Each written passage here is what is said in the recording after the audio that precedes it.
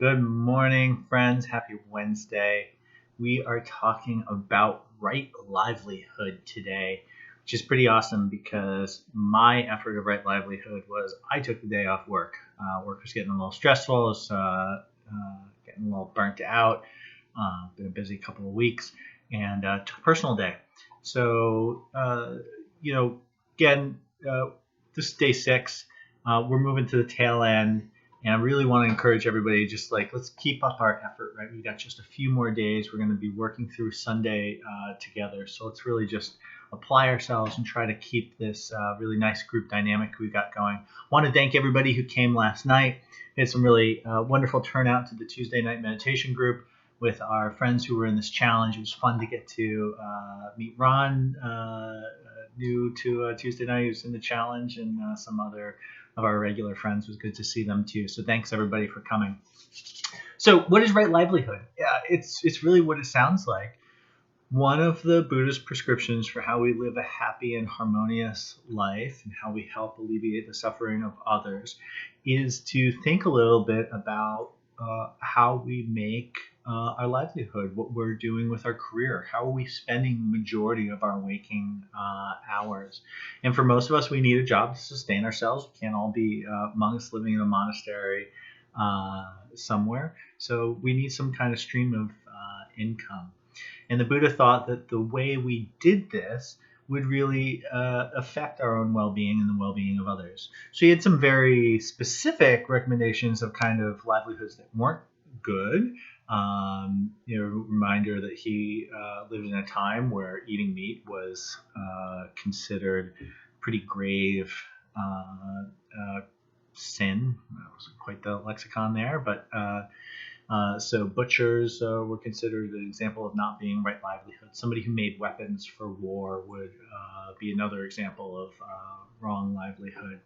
So, most of us are probably not working in, weapons making or other potentially destructive careers, but that might be something that we have to look at. This is an interesting time to be talking about what right livelihood means for us. I think a lot of people who start getting serious about a Buddhist practice and start thinking about, how is my career contributing to making the world better? Is being in marketing, for a fill in the blank Fortune 500 company necessarily great for the world? I think there's a lot of jobs that are just sort of neutral. It's probably, I don't know if you read a newspaper recently, it probably isn't the best time to run in and quit your job and look for a fresh start. So those of us who find ourselves in a little bit more of a neutral position professionally, this might be a good time to ask, what are we doing with our volunteer life? Do we have some hours once a month? Could we volunteer some time at a soup kitchen? Could we be working as a tutor for an English as second language program, right? There's a whole bunch of wonderful nonprofits that really rely on the volunteer hours put in by community members to help keep them afloat.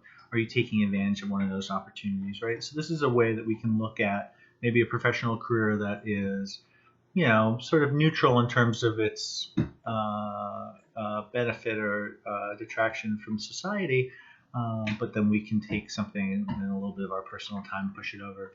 I think there's something else that came up last night.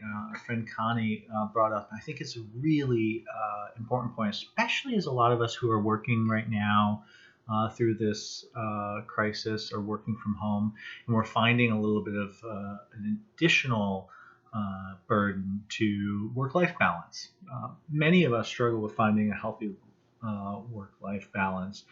But I think when our work comes into our home and we're here, and it becomes very easy to not have a commute in sort of those traditional office hours that we normally bookend a work day, your work can take over your life very quickly when you're working from home. So how are we attending to making sure we have a work-life balance? Are we putting in our 40 or 50 hours and feeling good about that, and then stepping away and participating in our family life and our social life and our spiritual life, right? Or are we letting work kind of take over? It might be another good question to ask as we take today to examine right livelihood. So uh, our daily routine. Let's check in on our habits. I did 2 of my 3 yesterday. 2 days in a row. I forgot one of my habits, so I'm doubling down today. I'm actually going to get off this video right now, and I'm gonna check the box. I've already meditated today. I'm going to have my healthy meal and do my push-ups so I can be on track with that. What are the 3 things we're grateful for? Check in with your group on those. Let us know how you're doing. Happy Wednesday, guys. We're halfway through the week. Let's keep up the good effort. Thanks.